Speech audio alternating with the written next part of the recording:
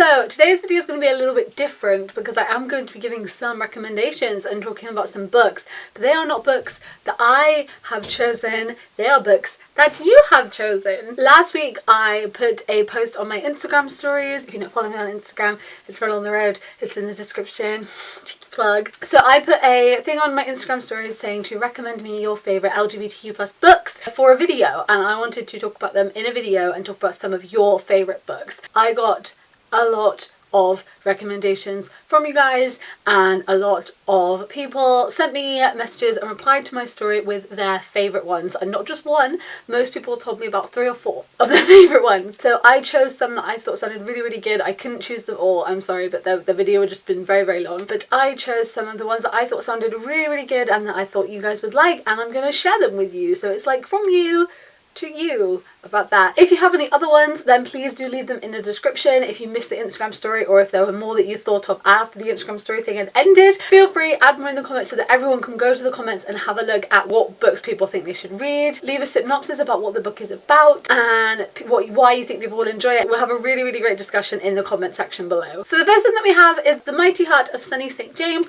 by Ashley Herron Blake. This book is actually a middle grade book, which I think is really good. I definitely think there needs to be more middle grade LGBTQ plus fiction. But I think that's something which should just be in all literature, not just for young adults or teenagers or adults. I think that's something which should definitely be in children's books as well, because it just opens up that conversation, and it sort of has that conversation of like, this is okay, like this is totally fine, and if you feel like this, that's also totally fine. And then also children that do feel like that then see characters that represent them in books from a very young age, and that's really great, and I definitely think that's something there should be more of. This book focuses on 12-year-old Sunny, who is dealing with heart surgery, reconnecting with a lost mother, her first kisses, and also having crushes on girls. She is dealing with all of that all at once, and it is her story and everything unfolding from there and how she's dealing with all of this. I've never read any of Ashley Herron Blake's books before, but this sounds really good. It's definitely one that I want to read, and I didn't know about it until I got the message, so I'm super excited to pick that one up. The second book is actually also another Ashley Herron Blake book, and that is Ivy Aberdeens' Letter to the World. This also focuses on 12-year-old Ivy, whose house has been destroyed by a tornado, and it's kind of the destruction that it caused upon her house, but also the way that it's affected her family. In the aftermath of this, she feels ignored, she feels alone. Her secret notebook of pictures of girls holding hands has gone missing, drawings that she's made.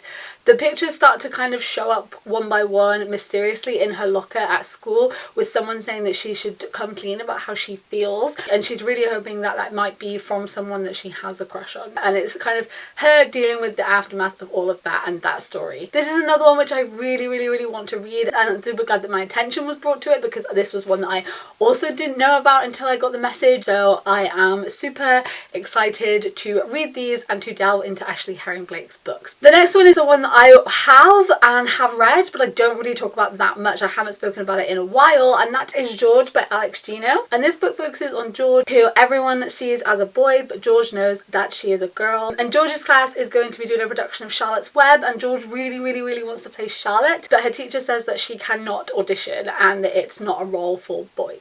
George devises a plan with the help of her best friend Kelly so that she can be Charlotte, but not only that, so that everyone can see who she actually is. And I read this book in 2017, I think, and it's absolutely amazing. I loved it. It's really good. It's another middle grade novel, which again is super important, and this is one that I think is done really well. So it's another one that I did want to mention, even though it is one that I have read. And then the next one is another one that I have, and that is You Know Me Well by David Leatherton and Nina LaCour. And this book is about Mark and Kate, who have been sitting next to each other in school for the entire year but have never really spoken, until one night their lives kind of collide. Kate is running away from a girl that she loves, Mark, who's in love with his best friend Ryan, and he doesn't know, like, he may or may not love him back, he's not sure. They are both lost and a little bit confused at this point in their life, so the kind of making a new friend and finding each other was the last thing on their minds, but they soon realise kind of how important they are going to be in each other's lives and just how good it is that they found each other. I've heard lots of good things about this one. I've heard that it kind of has a good emphasis on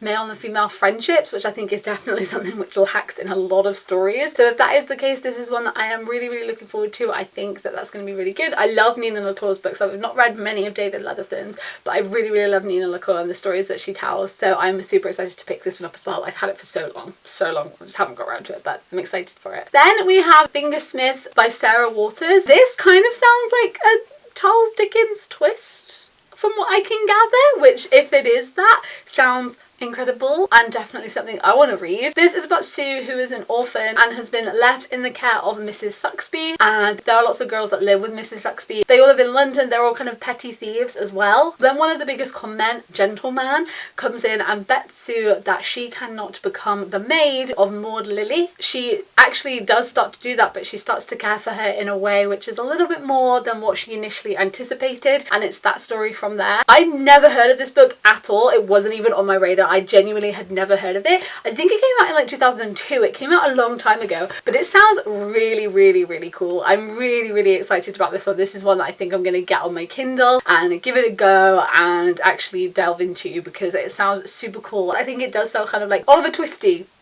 Definitely one which I'm interested in picking up and checking out, so thank you for the recommendation. Then we have Radio Silence by Alice Osman. This is one that I am told to read all the time. Everyone tells me about this book all the time, and I feel like it's one I should definitely actually get round to reading. This book focuses on Frances, who just studied us a lot. She has one goal, and she's forgetting aspects of her past. Her best friend Caris has disappeared, and she is kind of keeping silent with everything about that. Then she meets Aled, and she kind of has to start to confront her past and everything that happened and the truth behind that. This book sounds really, really cool. I've heard people say it's a really, really great exploration of identity and diversity, and so many people actually recommended this to me. Like, not just one person sent me this book as part of the recommendation, lots of people did that. So I think it's one it's time I should pick up, and apparently it's very, very good, so I'm giving that recommendation to you as well. Then we have I Wish You All the Best by Mason Diva. This is about Ben, who has come out to their parents as non-binary and has been thrown out because of it. Then they have to go and live with their estranged sister and her husband. They have anxiety and is dealing with the aftermath of what has happened. Then Nathan, who's a student in their school, takes Ben kind of under his wing, and it's their kind of how their friendship and relationship develops from there and everything that comes from that. This is another one which loads of people sent me as part of the recommendation, so I'm assuming it's another one which is very, very good. I've heard so many people talk about this book recently, and it's definitely one which I'm planning on picking up very, very soon, and you should as well. Then we have Running with Lions by Julian Winters, and this is about Sebastian, who is a goalie and should be excited about his senior year. He doesn't have to keep his sexuality a secret, but the reappearance of Amir, who is an estranged friend, has kind of come back, and he's trying to kind of make up for what happened and kind of be friends again and kind of hanging out with him and doing all of this. But them hanging out and the kind of things they do together kind of starts to develop into a little bit more than just friendship, and it's that story unfolding from there. This is one I've never heard of and hadn't heard of until I got this recommendation, and it sounds really, really good. I looked on Goodreads. It has really, really good reviews, and lots of people say that it's really, really, really cool, so it's definitely one that I want to check out as well. And then finally we have The Art of Being Normal by Lisa Williamson. This is one which I read a very long time ago and haven't spoken about in a while as well, so I think this is another one which I definitely would like to recommend, and I'm glad that someone did recommend and that more people are still talking about this book. And this book focuses on David Piper. People at school just kind of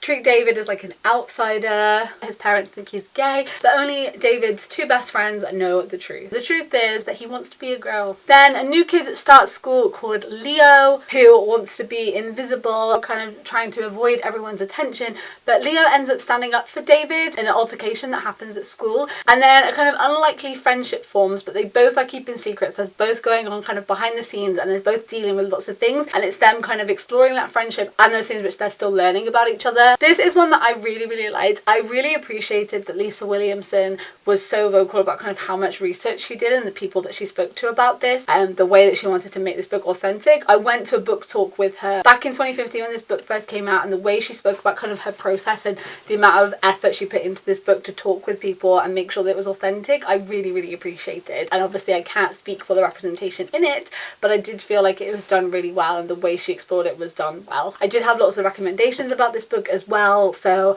I thought it was really good, and I've heard other people think the same thing, so I did want to mention it as well. So yeah, so that was some of your LGBTQ+ book recommendations. Obviously I got a lot of Becky Albertalli book recommendations, Adam Silvera, Arian Dante, but those are books which I just have spoken about so many times that I thought I'd talk about ones that I have never heard of or that I don't mention often enough that you guys might not have heard come from me, and that's why I chose those ones. But obviously please go and read Becky Albertalli's books and Adam Silvera's books, and please definitely go and read Aristotle and Dante, discover the Secrets of the Universe by Benjamin O'Leary Signs, because that is the best book in the whole world. Okay, cool. But yeah, I thought this was just really cool and a really cool way to get you guys involved as well. Obviously, I didn't say anyone's names. I didn't know if you want that to be the case, but thank you so much for your recommendations. They were super appreciated. It's definitely made my TBR a lot bigger, which I definitely do appreciate, but my bank account does not. And I'd love to know any more recommendations that any of you want to give in the comments. Leave a synopsis, tell us why the book is so good, and we can all go and add to our TBR.